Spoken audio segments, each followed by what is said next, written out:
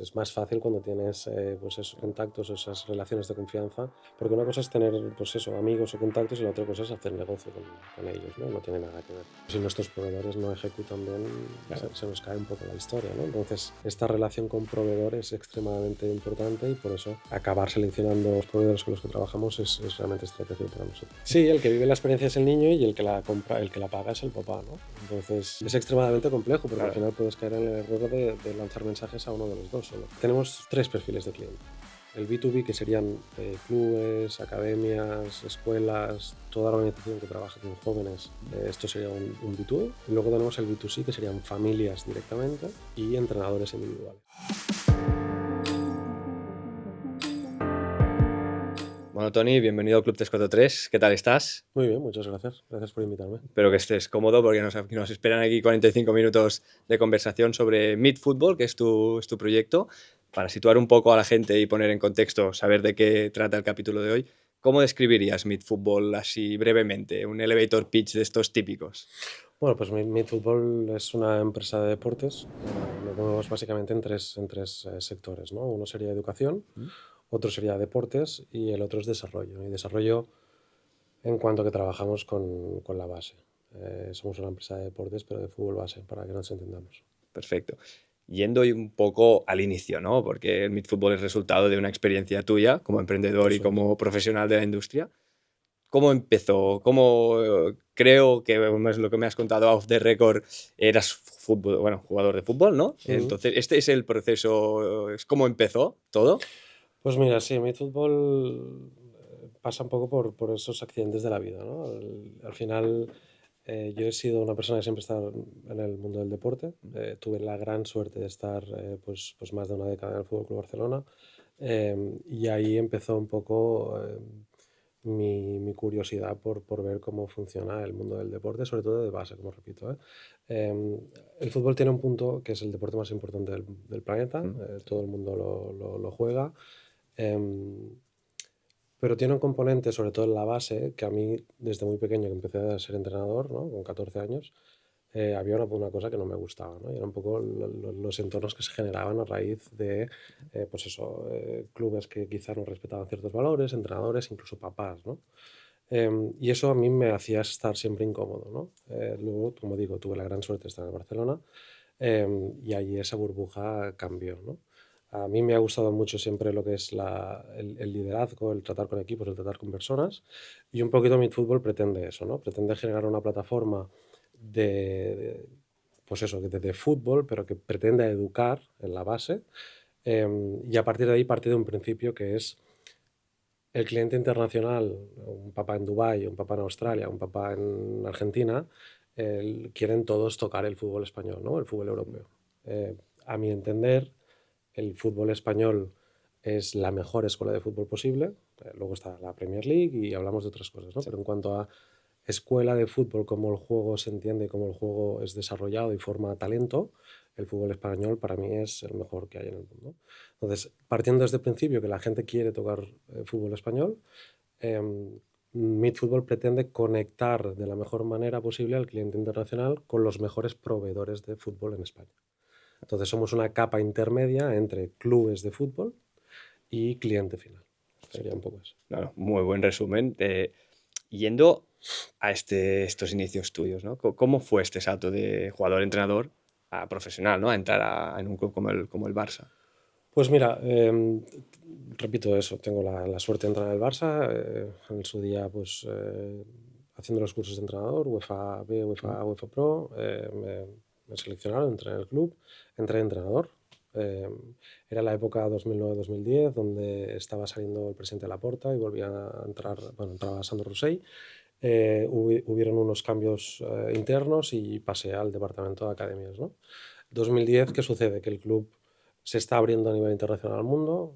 Hoy, en 2026, todo el mundo tiene academias de fútbol, ¿no? Pero en 2010 estaba pues, Manchester United con Nike, que luego pasa Adidas y cambian la estrategia, pero y nosotros, ¿no? Sí que había las Milan Soccer Schools o algo así, pero el Barcelona empezábamos a ser pioneros, ¿no? Entonces yo tengo la suerte de recalar en ese departamento, como digo, primero de entrenador, a partir de aquí paso rápidamente a a coordinador de etapa y me mandan a la India a desarrollar el proyecto de Barcelona y a la India, ¿no? Entonces estuve un año, eh, entendí la operativa y lo que había, ¿no? Cómo funcionaba, qué pretendía hacer el club en un territorio donde no teníamos ni idea. Y a partir de allí, pues después de un año de, bueno, pues poniendo las bases un poquito, por mi perfil creí que debería de volver y el club me propuso, pues eso, ayudar desde casa a la expansión internacional, ¿no? Durante unos años estuvimos abriendo proyectos por todo el mundo y luego ya en 2016 paso a vivir a Hong Kong, en la oficina que tenía en Hong Kong. Sigo unos años con la academia, pero luego también creí que mi etapa necesitaba un cambio y el club pues, bueno, me dio la oportunidad de poder convertirme en el director de la oficina, en un proceso de transición y tal. Y eso es un poco la evolución en el Barça, ¿no? Entonces, el club te da una oportunidad como entrenador, pero acabas como ejecutivo en la oficina de Hong Kong con un headquarter en Asia Pacific. Y bueno, esa es un poquito la historia, ¿no? Es un salto típico pasar de entrenador-jugador No lo a creo. trabajador como tal. No, no es algo recurrente, ¿no? Creo que es típico hasta cierto punto, ¿no? Es decir, lo que sí es típico, sobre todo en los departamentos internacionales, como te decía, en 2026 todos los clubes prácticamente de primera y algunos de segunda división tienen un departamento internacional, ¿no? Este departamento internacional tiene los objetivos pues, de intentar monetizar el conocimiento de fútbol que puedan llegar a tener, ¿no? Entonces, creo que sí es típico el proceso pues, técnico, entrenador, pasa a esta gestión de un departamento internacional de un club, pero lo normal es que allí se quede, ¿no? Lo que para mí fue algo extraordinario y la oportunidad muy, muy importante para mí fue, pues eso, pasar a una dirección general de oficina cuando ya recaen otras revenue streams, como puede ser pues, patrocinio, digital, so on and so forth, ¿no? O sea, hicimos una transición que creo que no es habitual en el sector, la verdad. Y a nivel de choque cultural, pasar de, aunque sigas siendo, ¿no?, el trabajador del Fútbol Club Barcelona en este caso, Sí. cambiar a un mercado tan distinto como Hong Kong, Ah. ¿cómo se ve la imagen? En ese momento, cuando tú fuiste, ¿cómo se veía el club? ¿Cómo se veía, qué imagen tenía del club y del fútbol español también? Porque un poco va de la mano, ¿no?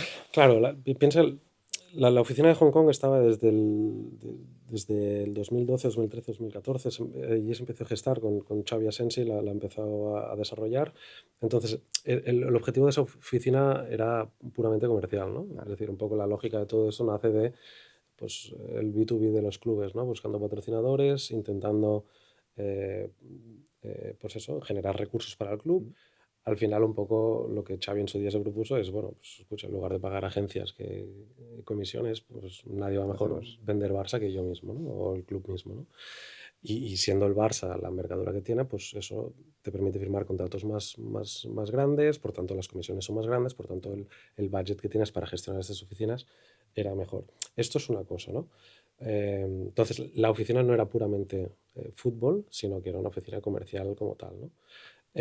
Y luego está mi propia experiencia a nivel internacional.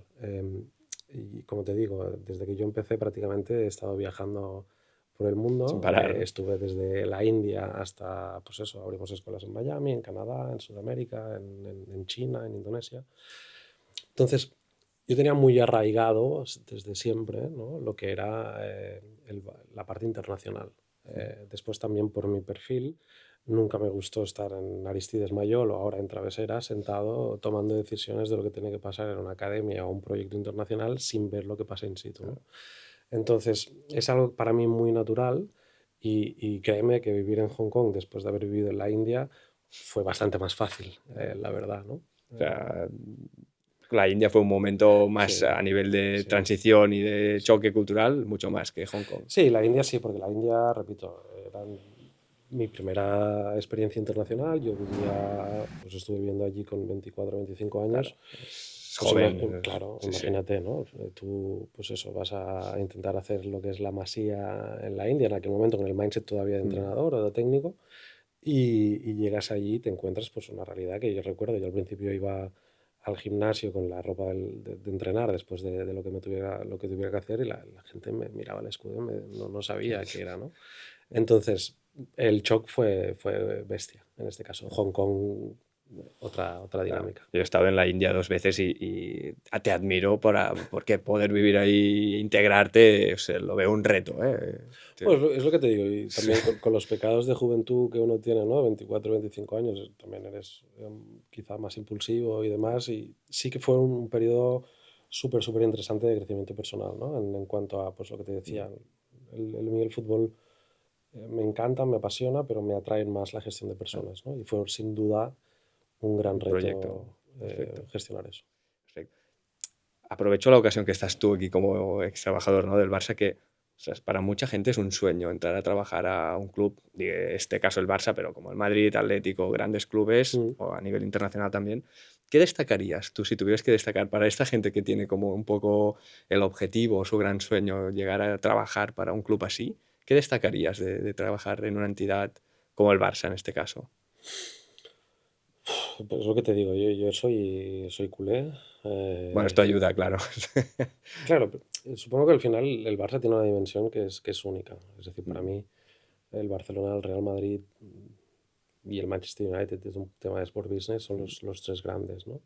Eh, la gente hoy podría comparar Manchester City o Chelsea o demás, pero la dimensión sí. real del Barcelona es incalculable. Y también el historial Claro, de año tras claro, año ahí arriba. Sí, sí, claro. está bien. Pero bueno, conozco gente, pues no sé, pues que son de Bilbao y tengo amigos de Bilbao y que trabajan en el Athletic de Bilbao y Mm, supongo que es un feeling parecido, ¿no? Al final te sientes identificado en una manera de hacer. Después también nosotros somos de una generación que en la época de Pep Guardiola 2008, pues que mejor estar en el claro, Barcelona en aquella época, ¿no? claro. Nosotros, y desde un punto de vista de departamento, vendíamos metodología, vendíamos formación, no sé, la típica imagen de Leo, Xavi, Sí, sí. Iniesta en una misma foto, ¿no? No hay nada mejor a eso, ¿no? No fue Entonces, una época dorada para claro, justamente la expansión. entonces, trabajar en el Barça, que os repito, que he sido un afortunado, Mm, es sin duda un sueño hecho realidad, ¿no? Y con el tiempo, pues hay una gran responsabilidad para ello, ¿no? Porque es verdad que estarás expuesto a cosas que, pues eso, la gente que trabaja en un trabajo normal, ¿no? Entre mm. comillas, no está expuesta. Y bueno, pues es eso, es una gran responsabilidad, un gran orgullo y una plataforma que, pues, no sé, yo siempre digo que será difícil nunca devolverle al Barça lo que el Barça te da, ¿no? Por muy bien que trabajador que seas, pues es algo que el Barça, por lo que te da, por poco que sepas gestionarlo bien, pues el Barça te da muchas oportunidades. Después entraremos más en detalle del mercado India y Ujú. también, bueno, Hong Kong, pero ¿por qué cuando hay este desarrollo de expansión y búsqueda de academias se centra en Asia? ¿Por qué tanto esta, que es enorme, que evidentemente hay muchos tipos, estilos de Asia, Sí. pero siempre es hacia Asia? ¿Hay algún criterio, hay algún porqué? Bueno, al final el 60% de la población mundial está en Mm, Asia.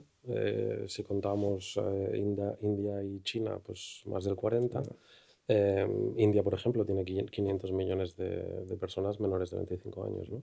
Entonces, uno es el tema del volumen, ¿no? Luego está el tema de mercados emergentes. También la India es un país que prácticamente no hay país en el mundo que crezca a nivel de clase media, el porcentual de spending power que tienen las familias de clase Mm, media en los últimos años, ¿no? De crecimiento que está generando el país. Am, y luego que son mercados que la realidad es que el fútbol no ha sido el deporte prioritario. deporte En la rey. India está el cricket, en China está el ping-pong, Y el pues, hockey también, que tengo que defender y al el hockey un hockey, poco. Yo vengo claro, del hockey, la La la India India y es Pakistán siempre han correcto, sí, sido... sí. Sí, sí. Entonces, son mercados que están por desarrollar, ¿no? Nosotros cuando estábamos en las academias y abríamos proyectos nuevos por el mundo, pues eso, ¿no? Abrir una academia en Nueva York, al principio todo el mundo quería ir a Nueva York, ¿no? Porque es el American Dream y pues eso. Pero al final irte a un proyecto internacional en Asia, donde está todo por hacer y tal, evidentemente tiene una dificultad pues enorme, Imagino que pero para todos aquellos profesionales que hoy en día, y son muchos los españoles que están por el territorio, seguramente tiene un componente de satisfacción pues eso, de emprendeduría, aunque vayas como sí. trabajador, ¿no? que creo que es muy interesante. Emprendeduría personal, muchas Sí, veces de sí, sí. decir, oye, a ver este proyecto, ¿cómo encajo yo ahí, ¿no? Claro, al final irte a Estados Unidos culturalmente Sí. la diferencia no es tanta, ¿no? Aunque somos distintos, no es Sí, es más bastante suave, sí, Western claro. mindset. En el mercado asiático, pues el tema cultural es sin duda, te pone a prueba como persona, creo que te hace más humilde, te hace más empático, más resiliente. Y ya te digo, yo tuve la suerte de estar muy implicado. La última etapa mía en lo que son academias, sí que me designaron puramente a Asia, luego viviendo en Hong Kong como Head of Asia. em, y creo que es, ya te digo, para mí ha sido una bendición como, tanto como persona como profesional.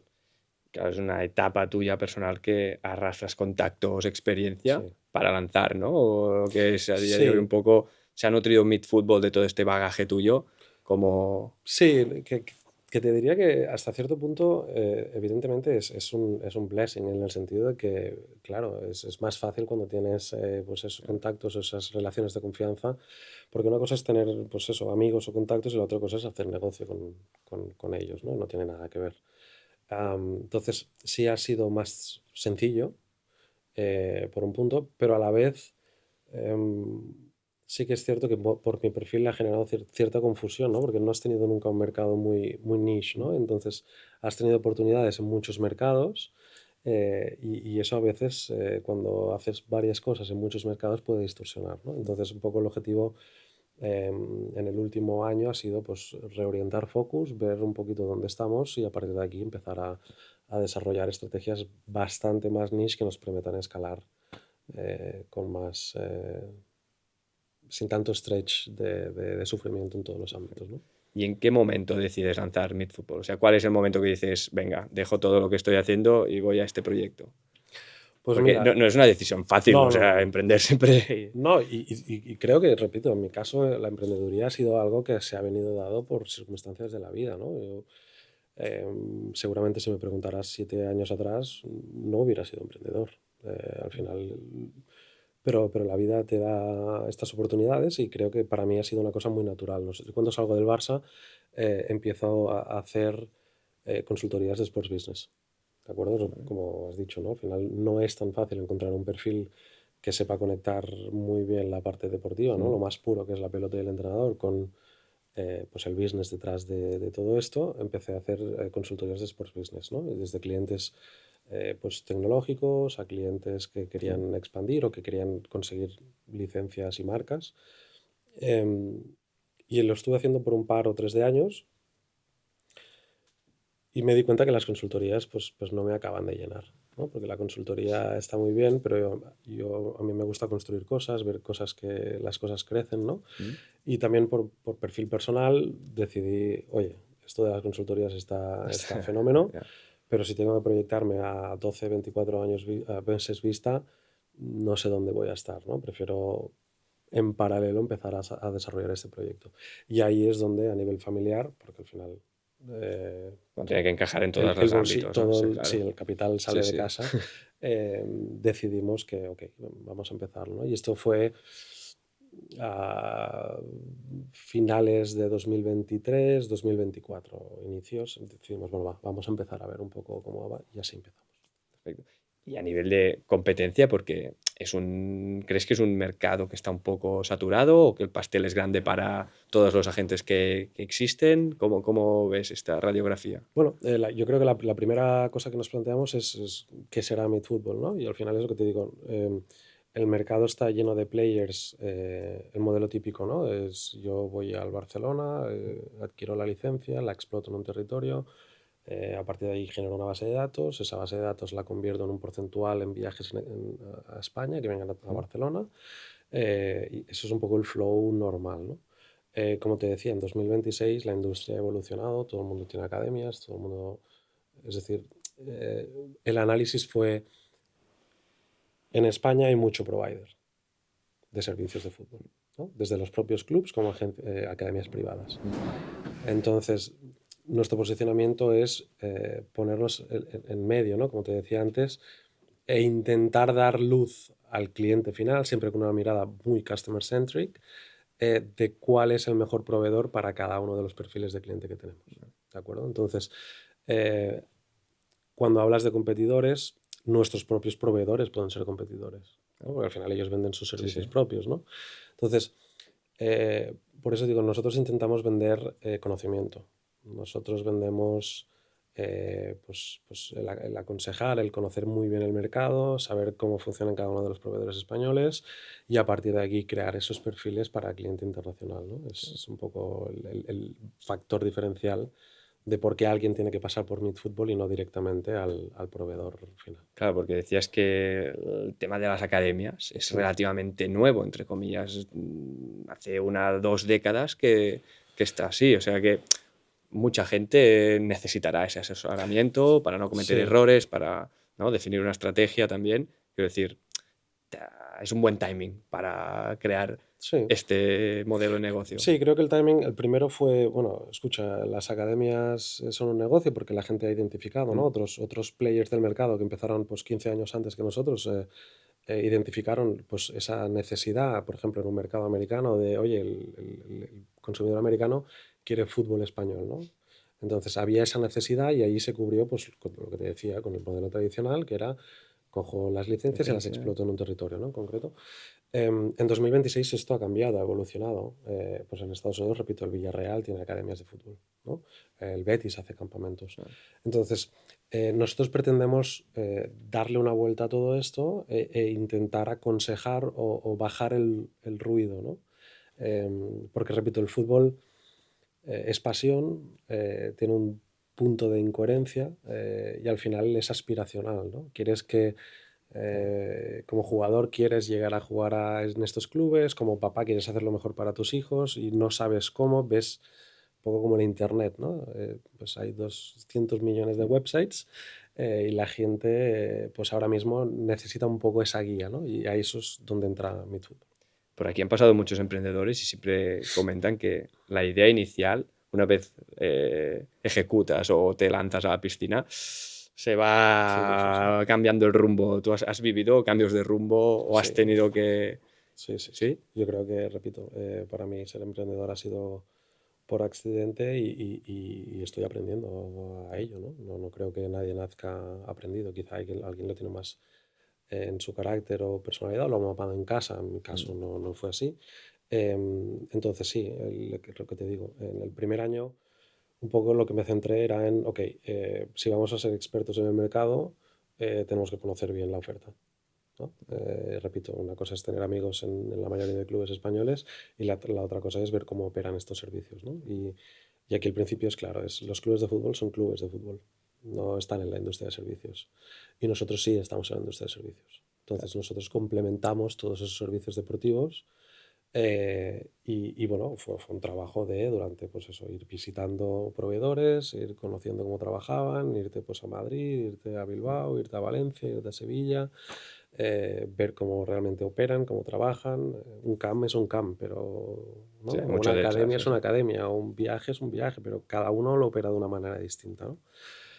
Hay clubes que ofrecen servicios que otros clubes no ofrecen, entonces identificar toda esta realidad del mercado, ver cómo opera cada uno de los providers, luego evidentemente entender los commercials detrás de todo esto eh, y repito, creamos el portfolio un poquito, es decir, Mid Football como con toda la humildad, pero un quality stamp, ¿no? Bajo Sí, nuestros sí. criterios, cada uno tiene los suyos, pero bajo nuestros criterios, con qué proveedores queremos trabajar o qué proveedores, qué servicios queremos vender, ¿no? O incorporar.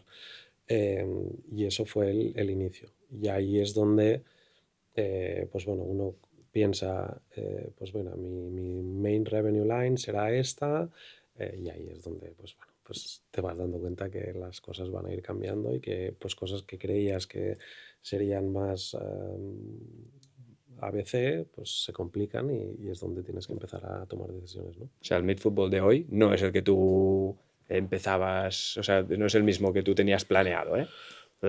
No, Como concepto quizás sí, pero... sí, es decir, creo que en esencia no ha cambiado, pero sí tiene una mutación, ¿no? Nosotros idealmente somos un B2B por nacimiento. Em, ¿Qué sucede? Que que nosotros, una de las complejidades es vender cuando tú no tienes base de datos propia, ¿no? Es decir, nosotros pues, vendemos a escuelas o vendemos a academias o vendemos a clubes internacionales que quieran venir a hacer una experiencia, ¿no? Una de las cosas que hacemos son los team tours, ¿no? Los viajes de equipo.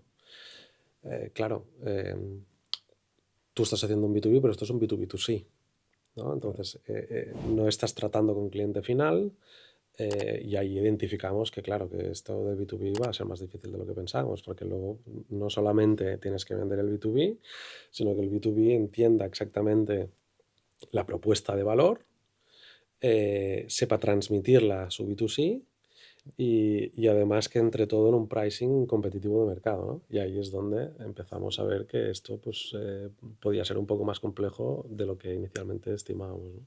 Claro. Y aquí, ¿cómo, o sea, cuál sería el target ideal para ti? Que digas, oye, el cliente ideal o el partner, como quieres llamarlo, partner cliente ideal de Midfootball es ¿cuál? Mira, nosotros hacemos dos grandes cosas. ¿Mm? Seguimos haciendo consultoría deportiva y ¿Vale? negocio, esto lo seguimos haciendo, y aparte hacemos experiencias, ¿de acuerdo?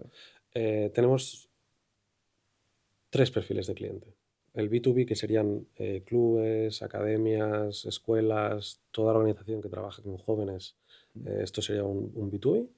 Y luego tenemos el B2C, que serían familias directamente y entrenadores individuales. ¿De acuerdo? Que también para entrenadores hacemos experiencias para entrenadores. Entonces, este es nuestro cliente potencial. A partir de aquí, ¿qué ofrecemos? Ofrecemos desde los viajes de equipo, ¿de acuerdo? Hasta servicios personalizados individuales para todos aquellos individuos o familias que estén buscando una actividad más high performance para su hijo. Es decir, un poco la lógica sería un niño de Dubái hace un campus en Dubái con la marca Barcelona. Luego viaja con niños de Dubái a un viaje en equipo a Barcelona.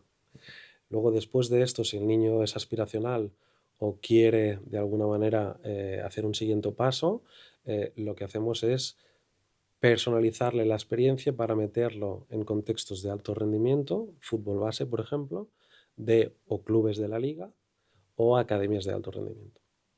Entonces, este sería el siguiente paso, ¿no? Ya no es que viaje con mi grupo de amigos, sino que yo estoy dispuesto a probarme en un contexto de alto rendimiento con niños, en este caso españoles, y ver cómo me desarrollo allí, ¿no? Y luego el último paso que también hacemos es, pues ese niño que se ha probado en un periodo corto, cómo lo ayudamos a tener un año de experiencia donde incluye el deporte, los estudios y la residencia, ¿no? Claro, pero Entonces, para eso, para este servicio, ¿no? Muchos partners se necesitan, ¿no? claro, También, que decir, claro, al claro, no tratarse si hay educación también de por medio, claro, convivencia o claro, residencia, claro. aquí es un abanico de partners importante. Sí, Claro, por eso te digo, crear el portfolio fue realmente una tarea en claro, sí, ¿no? Porque no todos ofrecen todo. claro. Pues eso, no sé, el Barcelona o el Real Madrid no están ofreciendo este servicio personalizado de alto rendimiento, ¿no? El Atlético de Madrid sí lo ofrece, ¿no? Entonces, identificar todos estos providers, qué servicios utilizan, cómo los ejecutan, players privados que hacen muy bien, ¿no? Que no están asociados a un club, pero que hacen muy bien la tarea formativa y educativa en fútbol, pues fue realmente la Un parte reto, ¿no? Sí, sí. claro, crear este portfolio de relaciones, ¿no? Porque al final, repito, nosotros vendemos conocimiento, vendemos neutralidad, somos independientes, intentamos, pues eso, guiar desde puramente el customer experience, de lo que el customer está, en este caso, buscando, eh, pero si nuestros proveedores no ejecutan bien, Claro. se nos cae un poco la historia, ¿no? Entonces, esta relación con proveedores es extremadamente importante y por eso eh, acabar seleccionando los proveedores con los que trabajamos es realmente estratégico para nosotros. Claro, has dicho que era un B2B2C. Ujú. Evidentemente el B2B está, ¿no? Claro, los que y se conocen, tú que estás dentro del sector, pero al cliente final es difícil de llegar, es difícil pues eso, el niño de la India que quiere venir a España a ver cómo es, ¿no? El alto Claro. rendimiento de un club de aquí. ¿Es difícil o encaja bien? ¿Qué feedback se tiene? O sea, ¿es difícil conseguir qué perfil encontrar que esté interesado o Claro. es algo fácil que te nutres del B2B primero, ¿no? De esta capa.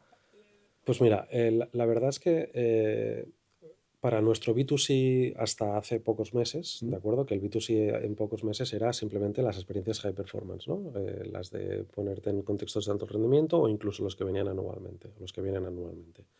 Em, es una venta extremadamente complicada porque al final no es solo que la gente tenga la capacidad de pago, ¿Mm? la aspiración de querer hacer algo así, sino que luego tienes que tener cierto nivel para estar en estas actividades, ¿no? Es decir, no cualquiera, yo no puedo llevar a cualquier perfil de jugador al Atlético de Madrid, por ejemplo, O sea, hay un ¿verdad? filtro previo Hay de un nivel. filtro previo que nosotros filtramos, ¿no? Entonces, y luego con el club acaba filtrando también por ahí, ¿no? Por lo tanto, sí es una venta compleja. Ahora bien, de todos los viajes de grupo que nosotros hacemos, el 75% de los que vienen están interesados o quieren saber más en cuanto a qué quieren hacer con esto, ¿no? Luego, y te diría que este porcentual sube casi al más del 90% cuando el papá ha venido a la experiencia. Es decir, si el papá forma parte de la experiencia, ha interactuado con nosotros, ha visto cómo gestionamos toda la experiencia, eh, el porcentual de que te pregunte por, oye, ¿y el siguiente paso cuál es? ¿No? Entonces, sí, hay una parte que se nutre de este B2B, pero luego estamos ahora empezando a generar estrategias para no depender solo del B2B y empezar a posicionarnos para que el cliente final conozca este servicio. Cliente final, que aparte en anteriores capítulos que hemos hablado de formación o de deporte base, siempre hay esa dualidad, ¿no? El niño que se tiene que Claro, enamorar, pero también el padre claro. o madre que son los que deciden hacerlo o no. Sí, el que vive la experiencia es el niño y el que la compra, el que la paga es el papá, ¿no? Entonces, Claro, esto distribuye un poco no, a quien... es extremadamente complejo porque al Claro, final puedes caer en el error de lanzar mensajes a uno de los dos solo. Em, entonces, ahora hablaremos, ¿no? Pero uno de los mercados a los que nosotros tenemos mucho foco es India, ¿no? Y tiene un contexto muy particular de la comprensión del deporte. Entonces, depende qué mensaje lanzas al mercado, puedes generar excitement en uno de los players, en este caso podría ser el jugador o el papá, y matar el interés del otro, ¿no? Entonces, jugar con esto muy bien o tenerlo identificado bien es extremadamente importante. bueno, ya que me has hecho esta asistencia, ¿no? de De tema, India. vamos al tema India. Mm. Bueno, primero, actualmente, ¿con qué Meet Football está? Con el foco en India, intuyo, pero ¿a través de qué? O sea, ¿algún club en concreto? ¿Tenéis alguna licencia actualmente de club Sí, para ir a claro, India? la India un poco ha roto lo que te decías, ¿no? El plan de El Midfútbol rumbo. inicio. Sí, sí, sí, sí, es así. Empecemos por el principio, ¿no? La India, ¿por qué la India, no? Porque lo más natural sería irte a mercados anglo, ¿no? Como podría ser Canadá, Estados Unidos, incluso Australia, em, que la comprensión del deporte es muy clara. Se entiende el deporte como parte de la formación integral de un niño o una niña menor de edad. Se ve claramente la propuesta de valor del deporte, se complementa con la parte académica, es clarísimo, ¿no? En India esto no sucede. Eh, igual que no lo hace en China o aún estando evolucionando, se entiende el deporte de una manera distinta. Entonces, em, la India es un mercado donde nuestro speech habitual cuesta 10 veces más de implementar, ¿no? Que es, em, te pongo ejemplos, ¿no? Un papá que le presentes una oportunidad de viajar a España y tal, pues te va a decir, oye, ya, pero ¿qué va a aprender mi hijo en una semana, ¿no? O va realmente a ser fichado por un club, o, ¿no? Sí, Conversaciones que no están en la misma sintonía de lo que tenemos que hacer. Por lo tanto, la India nos fuerza a tomar una vez decidimos que la India es un mercado interesante para nosotros. ¿Por qué? Pues evidentemente tengo un histórico en el país, eh, hemos contribuido a llevar marcas de primer nivel al país, como en su día, pues eso, a través de trabajar en el club en el Barcelona, o posteriormente lo hemos hecho con el Real Madrid. Eh, tenemos un histórico, tenemos una red, tenemos unos assets que queremos desarrollar, ¿no? Y además es un mercado con unas barreras de entrada profundamente complejas que creemos que nos posicionan en una posición específica, sí. única, ¿no? A partir de ahí, ¿la realidad cuál es? Pues lo que te decía, que el mercado no entiende el deporte de la misma manera que lo entendemos nosotros y por tanto nos obliga a cambiar un poco la estrategia. ¿Qué hacemos? Em, si hablamos desde un punto de vista comercial, nuestro ticket medio, ¿no? Pues no estará por debajo de los 2.000 euros. Rough numbers está por Sí. debajo, pero si hacemos un average de una experiencia semanal y tal, podría estar en unos 2.000 euros. Nosotros lo que necesitamos para entrar en el país es, uno, tener contacto con el cliente final lo antes posible ¿Vale? y bajar nuestro ticket de entrada. Entonces, a partir de aquí, analizamos un poco las propuestas y vemos que necesitamos lo que no queríamos hacer a nivel internacional, lo tenemos que hacer en la India, que es llevar realmente conocimiento al país. ¿Vale? Y ahí, bueno, después de mucho buscar, entendemos que el Real Betis es una marca que es española, no es conocida, pero es una marca española, al fin y al cabo, es una marca que está jugando competiciones europeas. Podría ser un buen partner para hacer actividades, pues eso, con un ticket más bajo y que nos permite generar engagement con el cliente lo antes posible, ¿no? Y a partir de ahí acabamos de firmar un acuerdo con el Betis para poder hacer camps en la India en los próximos años, ¿no? Me parece un reto ya por el mercado en sí, ¿no? Como Sí. comentas, ya tratan el deporte Mm, y entienden el fútbol, que también está en otra posición en el ranking de deportes del país, mm. y una marca que quizá todos aquí damos por hecho que el Betis es muy conocido, Pero hay pero que otra. quizá a la India no llegue, ¿no? No sé cómo es la Barça-Madrid aparte, que comen aparte, cómo es o sea, cómo empiezas un proyecto como el del Betis en India, sabiendo que quizá, bueno, encima tienes esa capa de desconocimiento hacia Claro. la entidad. Bueno, pues con una estrategia comercial y de marketing totalmente distinta a lo que sería el 99% de los providers de este tipo de servicios, ¿no? Hoy en día el digital marketing, pues no sé, quien tenga licencias de estos clubes en cualquiera de estos países, pues su estrategia comercial y de promoción pasa por digital marketing. En la India nosotros tenemos una estrategia comercial mucho más account-based marketing, ¿no? Esto es uno. Luego, para firmar este contrato con el Betis o para llegar al Betis y decirle, oye, queremos hacerlo y queremos comprometernos a intentar desarrollar la marca aquí, hicimos un primer test, ¿no? Lo hicimos en septiembre de 2025, hicimos nuestro primer camp en la India, en Goa, y por suerte y sorpresa de todos un poco, hicimos un campus con más de 130 registros, ¿no? Am, el Betis quedó encantado. Nosotros, evidentemente, pues sorprendidos de que tuviéramos la capacidad de vender pues eso, 130 registros. Pues a partir de ahí vimos que eso era posible repito, con una estrategia muy eh, específica de, oye, no vamos a hacer digital marketing, sino que vamos a buscar hosts, operadores muy localizados con una base de datos muy sólida y les vamos a pedir que nos ayuden a distribuirla internamente con la operativa y demás, ¿no? Entonces, ahí creemos que sí que puede tener tirón, sobre todo por lo que te decía, porque nuestro posicionamiento único es intentar estandarizar en lo que es el fútbol base, ¿no? Creemos que todo el mundo tiene que tener oportunidades para vivir un entrenamiento profesional con unos estándares tanto de calidad, técnicos, pues eso, de seguridad.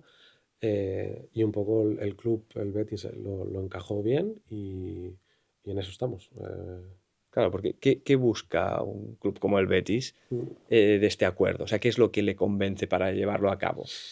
Bueno, repito, mi background ser un poco de este sector, ¿no? Yo siempre he visto este negocio como un 360, ¿no? No como eventos isolados. Entonces, nosotros lo que le proponemos al Betis es hacer un proyecto 360 donde intentaremos hacer que la rueda gire en cuanto a experiencias, evidentemente, con los camps en el territorio, pero Mm. luego convertir un porcentual en viajes a Sevilla y a partir de aquí, pues identificar potenciales clientes para otros de sus proyectos que tienen, ¿no?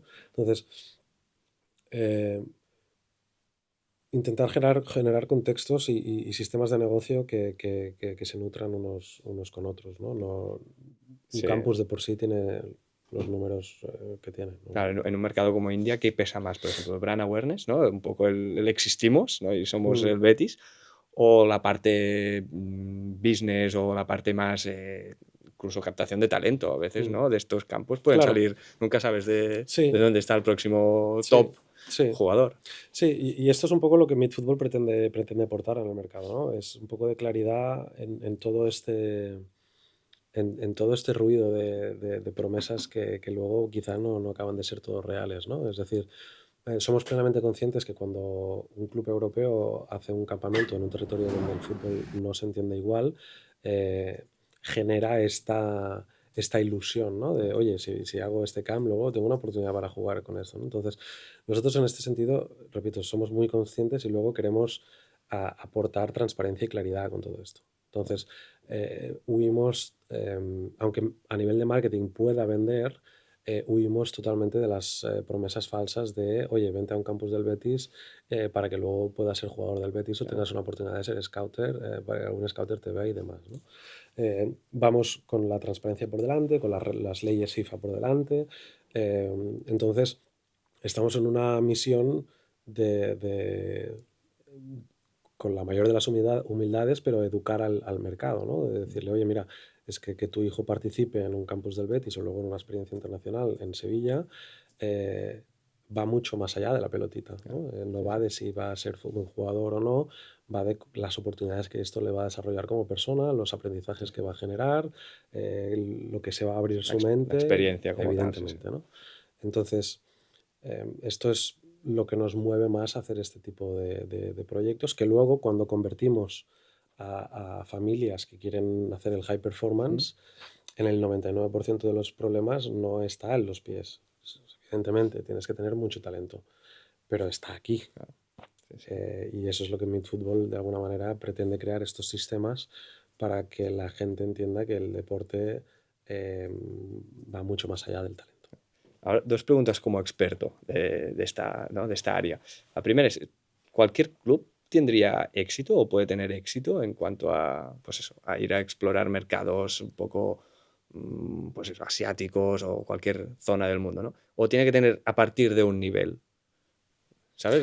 ¿Es apto para todo el mundo este modelo de negocio en cuanto a ¿Te refieres contar con a Meet un Football Betty? para ir a... Ah, O sea, tiene que ser de primera, puede ser incluso un club de mira, segunda. un ¿Hay poco, algún...? al final, en 2026 el brand awareness es importante, pero es igual que en el sports marketing, ¿no? Los patrocinios de hoy en día, em, no hay ningún CMO de empresa que esté pagando un patrocinio que simplemente busque asociación de Sí, marca, visibilidad, sí, sí, prácticamente, sí. ¿no? Hoy en día todos buscan pues el ROI, cómo van a generar modelos de negocio sostenible, cuál es el retorno de inversión en el patrocinio que le están haciendo.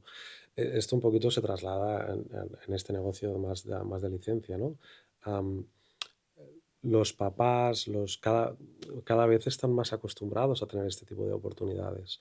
Lo que realmente la gente lo que busca es impacto, realmente lo que busca es la gente es calidad. Y ahí está un poco lo que cada uno entiende por calidad, ¿no? Pero em, la gente está un poco harta de, oye, yo cojo X marca, la exploto aquí, haces un one-off, el niño se lo ha pasado bien y luego que me han vendido lo que te al principio, una promesa que quizá no se cumple Sí, sí. y sales desencantado, ¿no? Entonces, hoy tiene más, para mí, tiene mucho más valor, es lo que intentamos hacer nosotros y con las marcas con las que trabajamos intentamos que estén en esta línea el, el, el pathway, ¿no? Que se pueda generar, es decir, oye, pues esto va a servir para esto y a partir de aquí el next step natural va a ser este, ¿no? Esto creo que tiene más valor, aun teniendo una barrera comercial inicial, en el Más long alta, ¿no? term creo que es más una fórmula ganadora que no el short term del scouting o demás, ¿no? La segunda es cómo, o sea, qué tipo de error es común en estos casos. ¿Cuál es de expandir, ¿no? la marca o llevar una licencia en un país así? ¿Cuál es el típico error que se puede cometer? Desde el punto de vista del club, y hablo por experiencia propia, no todos los clubes tienen recursos internos que están preparados para vender este tipo de actividades, ¿no? Es decir, eh, todo lo que son culturas y nuevos quehaceres y maneras distintas de entender la vida y en este caso el deporte o la formación o la educación, eh, eh, tienen que ser comprendidos antes de poder funcionar, ¿no? Es decir, Esto es desde un punto de vista puramente de negocio. Si sentamos las bases de lo que tendría que ser un negocio, pues qué problema vas a solucionar, ¿no? Entendiendo un poquito qué mercado quiere ese club expandir, tiene que preguntarse si lo que le va a ofrecer va a generar un valor. Entonces, no todos los clubes tienen los departamentos o las personas todavía adecuadas para poder ejecutar este tipo de estrategias, ¿no? Y luego el componente comercial.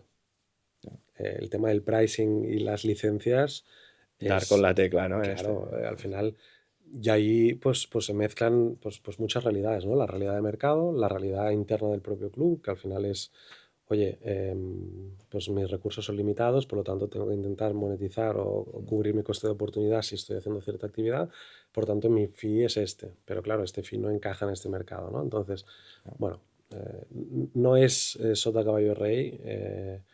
No, no, eh, imagino que es complejo es todo esto. complejo para los clubes. Entonces, creo que aquí nosotros, pues eso, repito, nosotros trabajamos con el Betis a nivel internacional, en la India, con estas licencias, porque hemos visto que podíamos alinear un poco intereses. Para mí ha sido una gran sorpresa y estoy deseando poder ejecutar este proyecto porque, repito, no creo que sea un modelo que otros clubes quizás estén dispuestos a asumir, ¿no?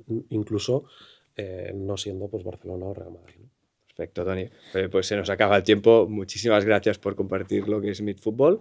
Te seguiremos de cerca y esperemos que este sea el Betis, pero que vayan cayendo y que vayas haciendo grande Meet Fútbol. Y nada, agradecerte el tiempo A otra vez vosotros. y estamos en contacto. Ya te llamaremos en próximas temporadas del podcast. Perfecto, espero poder contar novedades y evolución. Perfecto, Muchas gracias. gracias.